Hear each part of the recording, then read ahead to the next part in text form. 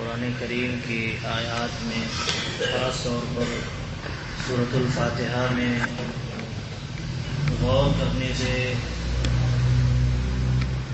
دین اسلام پر قائم رہنے کے جو دلائل ہیں، دین حق پر باقی رہنے کے جو دلائل ہیں، وہ اکثر دلائل آپ کو سورۃ الفاتحہ میں مل جائیں گے۔ بدعت سے بچنے کے لیے، شرک سے بچنے کے لیے، سنت پر قائم رہنے کے لیے، توحید پر قائم رہنے کے لیے، صراط مستقیم پر قائم رہنے کے لیے، اور جو صراط مستقیم سے نکال دینے والی چیزیں ہیں اس سے بچنے کے لیے ساری دلائل آپ کو سورۃ الفاتحہ میں نچوڑ کے طور پر اللہ رب العالمین نے جمع کر دیا ہے۔ اس لیے اس کے اصول کو سمجھنا، جاننا اور اس کے تفصیل کو جاننا ضروری ہے، کیونکہ ہر ایک کو سورۃ الفاتحہ یاد ہے۔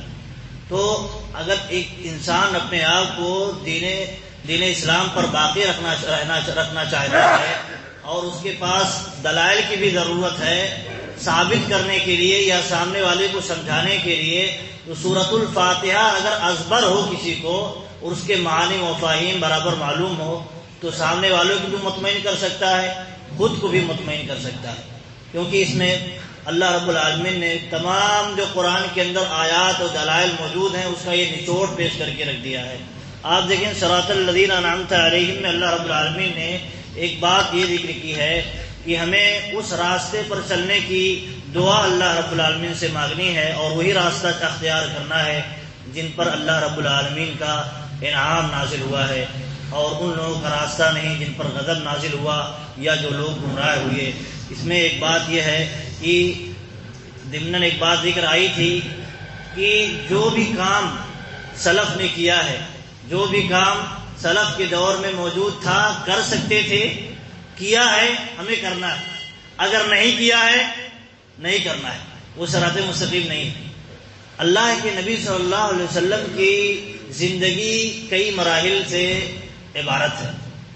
مکی کی زندگی ہے، مدنی کی زندگی ہے، تنگی کی زندگی ہے، خوشحالی کی زندگی ہے۔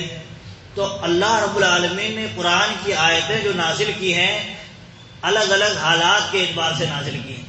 مکہ میں تھے تو اس اعتبار سے آیتیں نازل ہوئی، مکہ کی ضروریات کے اعتبار سے۔ مدینہ میں گئے تو وہاں مسلمان ایک طرح سے قوت میں آئے، اسلامی حکومت قائم ہوئی، تو وہاں کے حساب سے اللہ رب العالمین نے قرآن کی آیتیں نازل ہوئی وہاں کی ضرورت کے اعتبار سے۔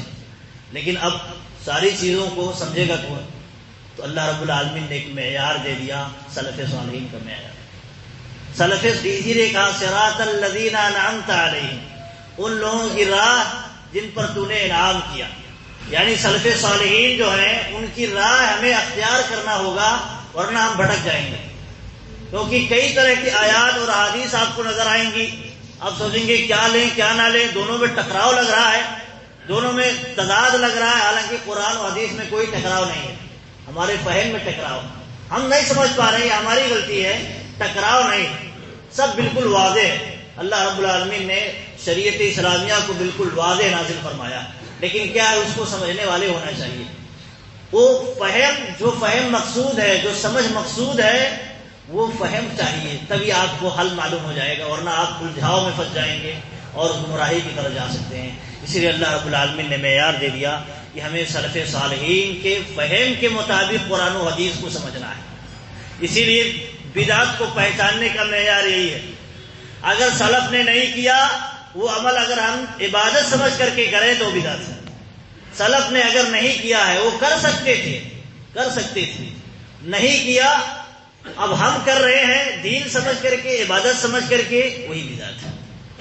لیکن اگر سلف نے کیا ہے تو ہمارے لیے وہی رہنما ہے، وہی دلیل ہے، کر سکتے ہیں، اور بلکہ وہی عبادت کا کام ہے، اس کو کرنا چاہیے۔ اور ایک بات یہاں یہ ہے کہ جیسے بہت سارے لوگ یہ پیش کرتے رہتے ہیں، آج یہ فکرہ اور زیادہ عام ہوتا رہتا ہے، جسے قرآن و حدیث کا کوئی ترجمہ جان لے، کوئی مفہوم جان لے۔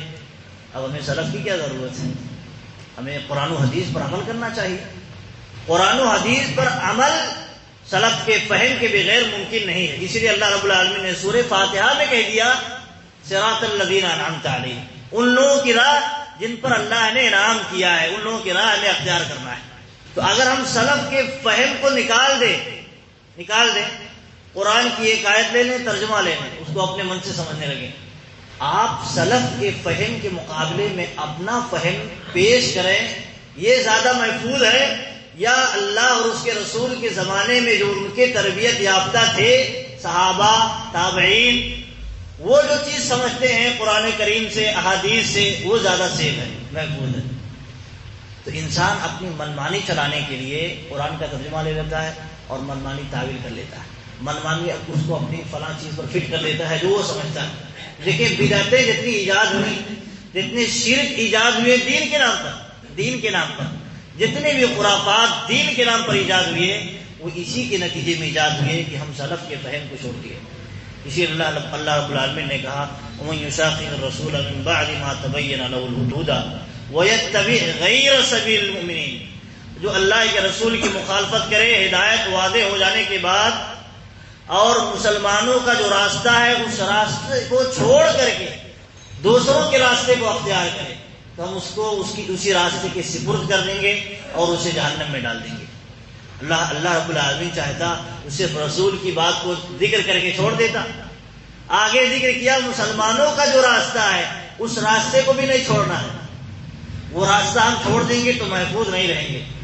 قرآن کی بہت ساری آیات ہیں، ان کی ہم تفسیر اگر منمانی کرنے لگے تو گمراہ ہو سکتے ہیں۔ اسی لیے اللہ رب العالمین نے جب نازل کیا تبھی سے ٹریننگ دے دی، تربیت دے دی، نبی صلی اللہ علیہ وسلم کو بنا دیا کہ آپ ان کے فہم کے مطابق سمجھیں گے۔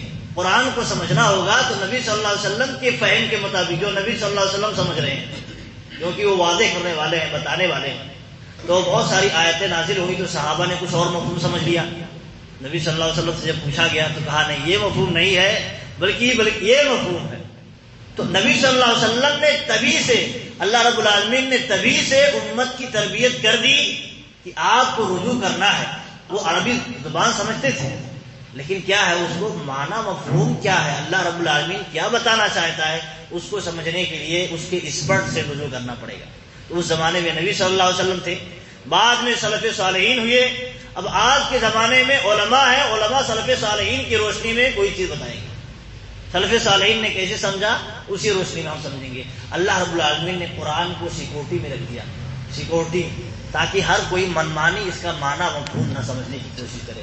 منمانی مفہوم سمجھنے کی جب کوشش کرتا ہے تو انسان قرآن کی آیتوں سے، آپ دیکھیے نبی صلی اللہ علیہ وسلم کو کوئی عالم الغیب ثابت کرتا ہے، حالانکہ قرآن کی آیتوں میں موجود ہے کہ آپ غیب نہیں جانتے، اللہ کے علاوہ کوئی غیب کا جاننے والا نہیں ہے۔ لیکن جب منمانی اپنا ہم مفہوم سمجھنے لگتے ہیں قرآن کریم سے، سلف کے فہم کو چھوڑ کر کے، سلف کی سمجھ کو چھوڑ کر کے، تو ایسے ہی ساری چیزیں دلیل کی روشنی میں آپ کے سامنے پیش آتی ہیں، دلیل کی روشنی میں۔ اب کوئی نبی صلی اللہ علیہ وسلم کو غیب داں ثابت کرے قرآن کی آیت سے، کتنا بڑا جرم ہے۔ قرآن کے اندر صریح الفاظ میں موجود ہے کہ اللہ رب العالمین کے علاوہ کوئی غیب نہیں جانتا، اور حتیٰ کہ اللہ رب العالمین نے صاف طور پر نبی صلی اللہ علیہ وسلم کو مخاطب کرتے کہا ہے کہ آپ بھی غیب نہیں جانتے، آپ بھی غیب نہیں جانتے۔ اس کے باوجود بھی کوئی غیب دا نبی صلی اللہ علیہ وسلم کو قرآن کی آیات سے ثابت کرے تو یہ کتنا بڑا جرم ہے۔ اور یہ کیوں پیش آتا ہے؟ جب انسان اپنے خواہشات کے مطابق قرآن کریم کو، نبی صلی اللہ علیہ وسلم کی حدیث کو سمجھنے کی کوشش کرتا ہے۔ اسی لیے اہل حدیث جو ہیں بار بار سلف صالحین کیوں رٹتے ہیں؟ آپ کو محفوظ رکھنے کے لیے، گمراہیوں سے بچانے کے لیے۔ اللہ رب العالمین نے بھی کہہ دیا تھا صراط الذین انعمت علیہم۔ اسی لیے بار بار سلفی علماء، اہل حدیث علماء کہتے رہتے ہیں ہمیں سلف کا فہم ضروری ہے۔ کوئی قرآن کی آیت آتی ہے، کوئی حدیث آتی ہے، پہلے ہم دیکھیں گے اس کا مفہوم سلف نے کیا سمجھا ہے۔ ہم پہلے نہیں سمجھیں گے کیونکہ ہم برابر نہیں سمجھتے ہیں، ساری چیزیں ہم نہیں جانتے ہیں، تو ہم پہلے دیکھیں گے سلف صالحین نے کیا سمجھا ہے، علماء امت نے کیا سمجھا ہے۔ اگر انہوں نے کچھ نہیں سمجھا تب ہمارے لیے ایک طرح سے گنجائش بچتی ہے کہ ہم سمجھیں، اور ہمارے جو علماء موجود ہیں آج کے زمانے کے، وہ سمجھیں گے کہ اس کا مفہوم کیا ہے۔ لیکن اگر سلف صالحین نے پہلے کوئی معنی مفہوم بتا دیا ہے، اس سے اگر نکلیں گے تو یہیں سے ساری گمراہیوں کے دروازے کھل جاتے ہیں، ساری گمراہیوں کے۔ پھر گمراہیوں پر روک اور لگام نہیں دی جا سکتی۔ اللہ رب العالمین سے دعا ہے کہ اللہ رب العالمین ہمیں سلف صالحین کے منہج پر چلنے کی توفیق دے، کتاب و سنت کو فہم سلف کی روشنی میں سمجھنے کی توفیق دے۔ آمین۔ وآخر دعوانا الحمدللہ رب العالمین۔